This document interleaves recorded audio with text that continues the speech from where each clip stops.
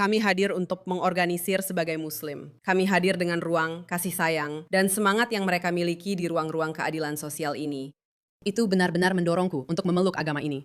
Setelah kemenangan Ibu Mamdani, DSA bergerak untuk memperluas pengaruh politiknya di seluruh Amerika. Kami tahu bahwa itu bukan hanya kemenangan untuk satu jabatan terpilih.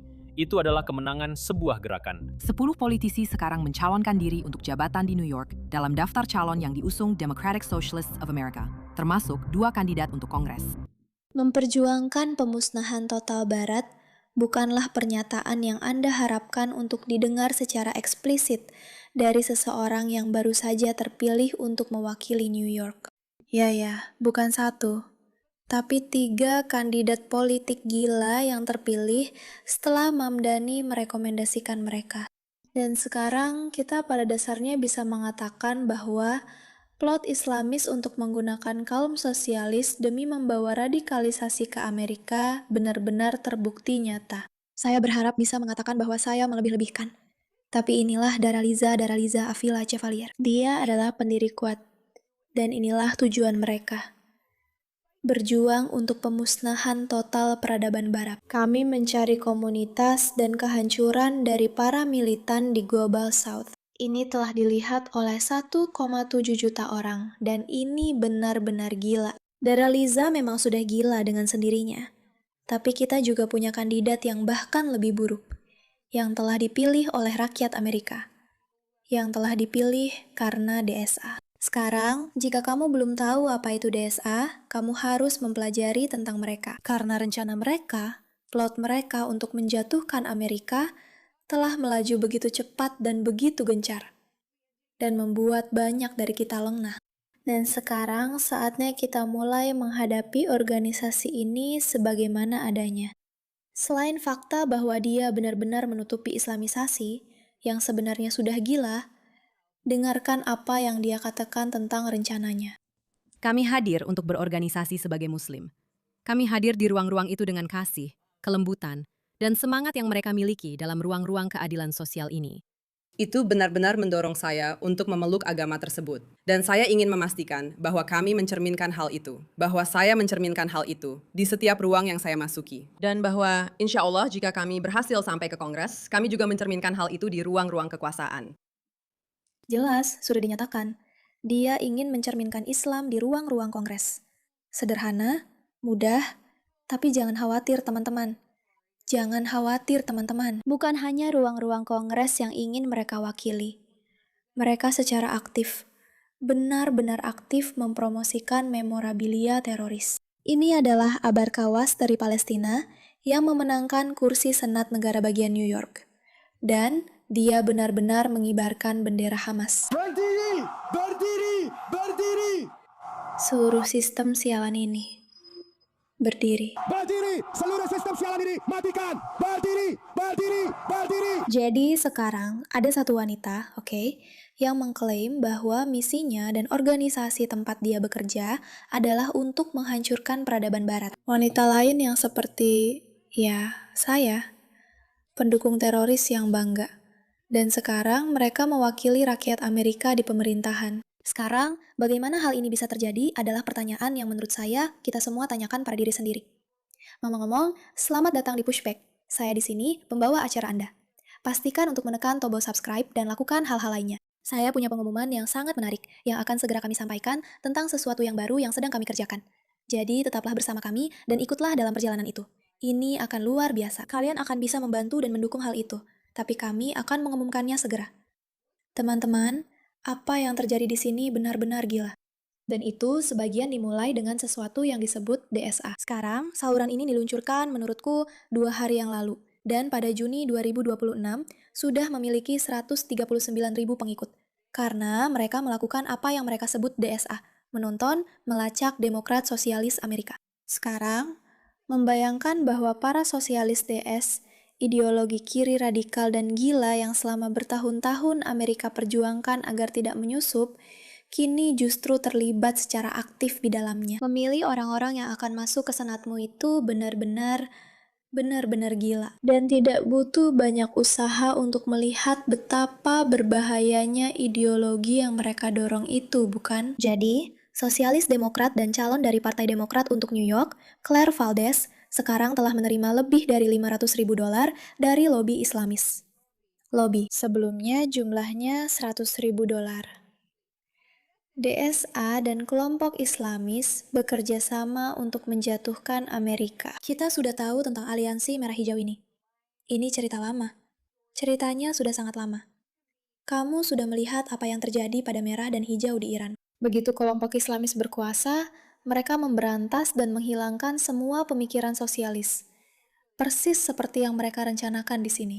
Tapi mereka menempatkan orang-orang paling berbahaya ke dalam posisi pemerintahan. Dan ketika aku bilang mereka, maksudku ini memang bagian dari strategi mereka. Ini bukan sekedar kesalahan. Berikut ini adalah video luar biasa dari Canary Mission yang menjelaskannya. Setelah kemenangan Ibu Mamdani, DSA sedang bergerak untuk memperluas pengaruh politiknya di seluruh Amerika. Kami tahu bahwa kemenangan itu bukan hanya untuk satu jabatan terpilih. Itu adalah kemenangan sebuah gerakan. 10 politisi sekarang mencalonkan diri untuk jabatan di New York dalam daftar usungan Democratic Socialists of America, termasuk 2 kandidat untuk Kongres.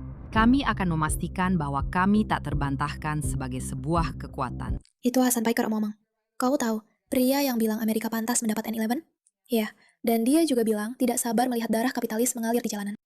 Dan bukan hanya politik New York, Tapi politik di seluruh negeri. Semua kandidat DSA mengikuti jalur yang sama.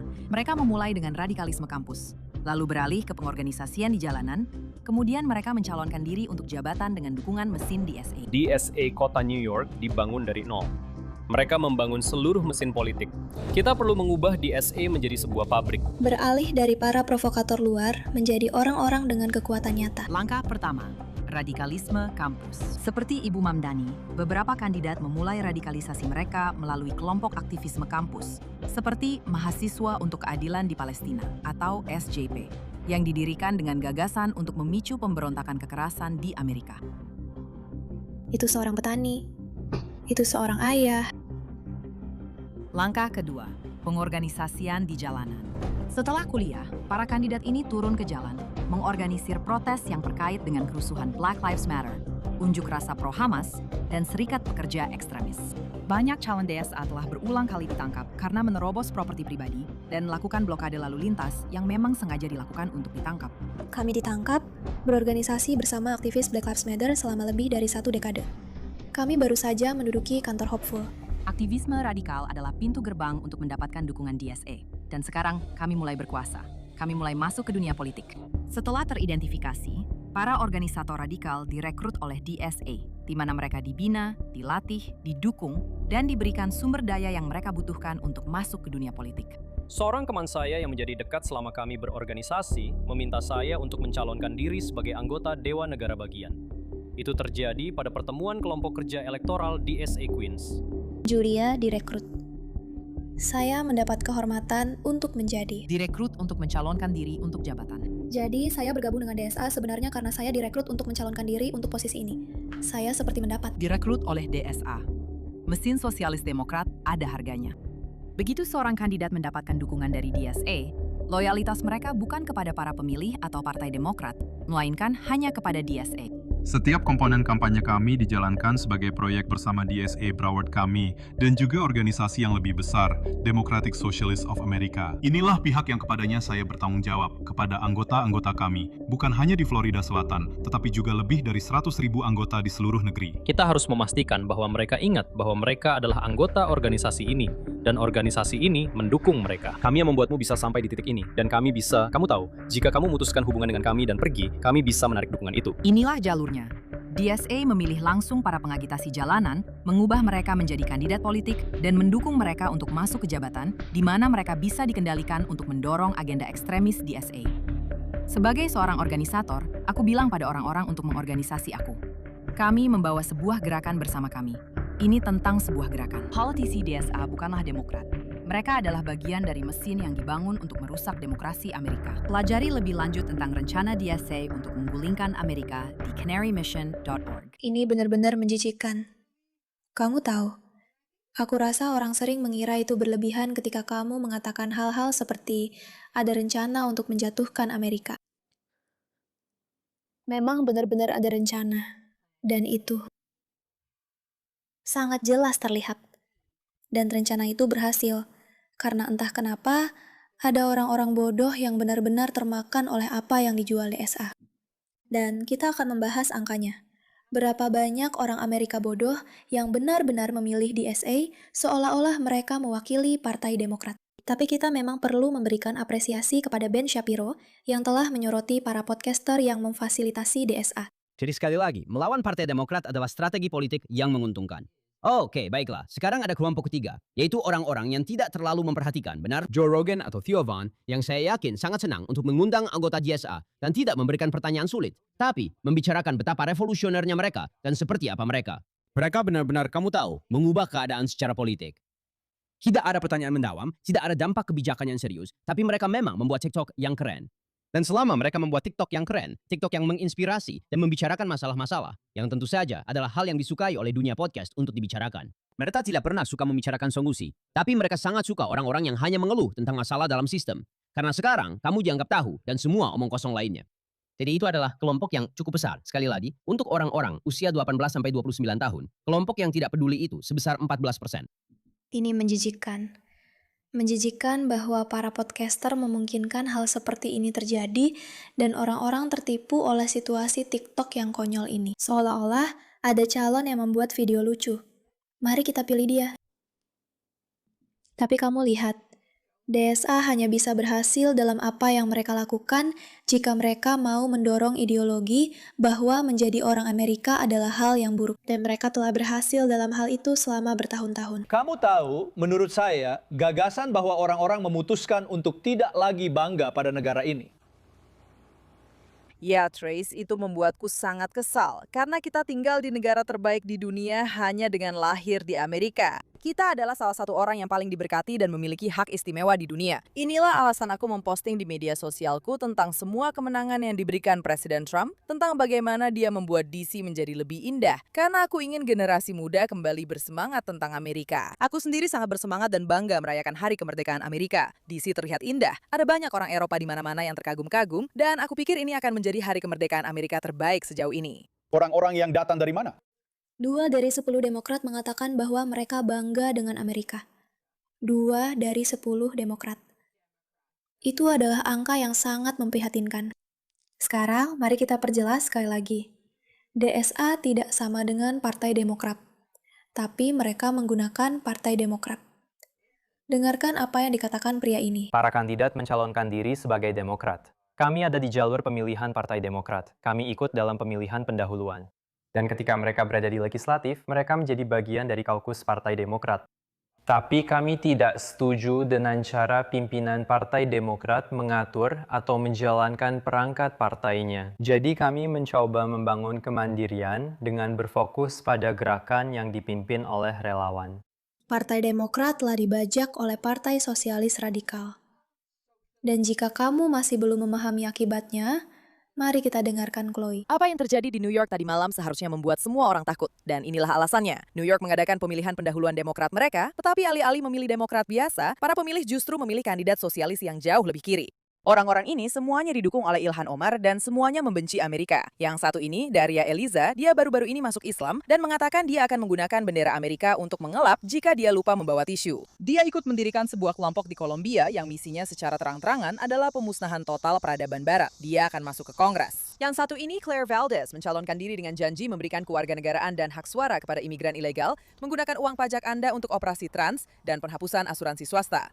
Komunis di Kongres. Brad juga menang, tapi secara teknis dia adalah Yahudi, jadi dia harus pura-pura bukan dan melakukan ini agar terpilih. Allah, huwa ahad, Allah. Siapa Zul Kafirin? Cewek ini juga menang kursi di Dewan Negara Bagian. Dia adalah anak dari imigran ilegal. Dia pernah melakukan protes dengan mengenakan ikat kepala Hamas, dan dia menyalahkan peristiwa 11 September pada rasisme Amerika.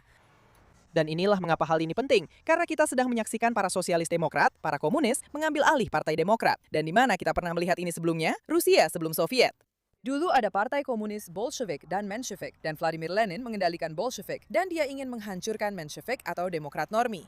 Strategi permainannya selalu pergi ke wilayah Demokrat biasa, mengambil alih, lalu menggantikan para normi dengan kaum radikal. Setelah itu, mengklaim bahwa minoritas ekstrimmu adalah mayoritas. Ciptakan kesan palsu tentang popularitas, pura-pura bahwa minoritas itu populer, sebarkan ke anak-anak muda, dan buat mereka semua membicarakannya. Lenin melakukan ini lalu menyingkirkan Menshevik tradisional dan mengambil alih. Jadi, minoritas di atas kertas menjadi mayoritas. Bagi Lenin, Menshevik tidak cukup radikal. Dan bagi kaum sosialis masa kini, Demokrat tidak cukup radikal. Mamdani adalah Lenin masa kini. Kamu melihat cuplikan mereka di seluruh media sosial yang mencoba meyakinkanmu bahwa inilah tren baru, inilah arah kita, dan ini keren. Dia salah. Kebanyakan orang tidak menginginkan kandidat yang membenci Amerika, membenci sekutu, menyita properti pribadi, memajaki habis-habisan, mencintai teror, memotong identitas gender, dan menggunakan bendera Amerika untuk mengelap. Mereka tidak mau komunis. Mereka menginginkan keadaan normal. Hanya 10% penduduk kota New York yang memilih dalam pemilu ini. Kebanyakan orang tetap di rumah. Mereka tidak peduli. Tapi tahu tidak, sikap apatis justru memilihkan orang-orang gila. Hari ini yang terpilih adalah anggota Kongres. Besok giliran pria bertato Nazi untuk Senat. Tahun berikutnya AOC jadi presiden. Lalu para komunis yang berkuasa. Teman-teman, sudah saatnya kita lebih peduli dengan pemilu lokal sebelum semuanya berbalik menghancurkan kita dan seluruh bangsa. Memang terdengar suram, tapi itulah yang akan terjadi di seluruh Amerika jika kita tidak bertindak cepat. Ini dia. Ini Chloe. Dia luar biasa. Aku suka kontennya. Aduh. Kita benar-benar membiarkan orang-orang ini melakukannya. Mereka memberitahu kita strategi mereka. Mereka memberitahu kita rencana mereka. Dan kita hanya membiarkan mereka. Menurutku sudah saatnya kita berhenti menahan diri. Terima kasih atas perhatianmu terhadap masalah ini.